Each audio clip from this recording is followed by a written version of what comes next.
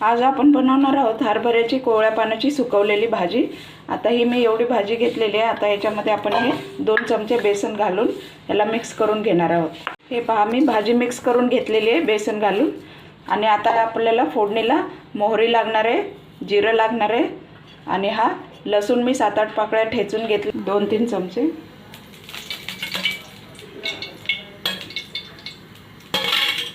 आपण त्याच्यामध्ये मोहरी घालूया। हे पहा जिरं घालणार आहोत। आपण ठेचलेला लसूण घालू। लसूण जरासा लालसर झाला की मग त्याच्यात आपण मिरची वाटलेली आहे, लसूण आणि मिरची ते घालूया ठेचा।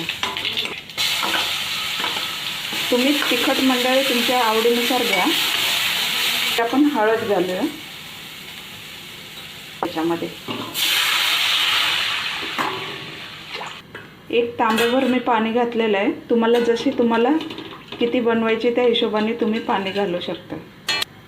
चवीपुरतं मीठ टाकूया। तुम्ही तुमच्या आवडीनुसार मिठाचा यूज करा। आता हे शेंगदाणे वाटलेले आपण टाकूया।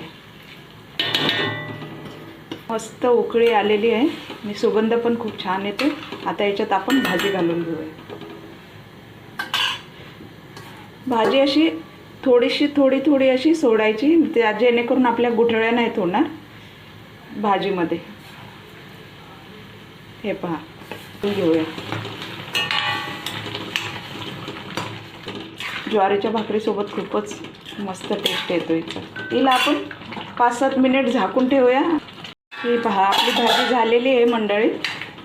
तर तुम्ही अशीच नक्की करून बघा। आवडली असेल रेसिपी तर लाईक करा, कमेंट करा, शेअर करा आणि सबस्क्राईब करायला विसरू नका। चला तर मग भेटूयात पुढील रेसिपीमध्ये। थँक्यू।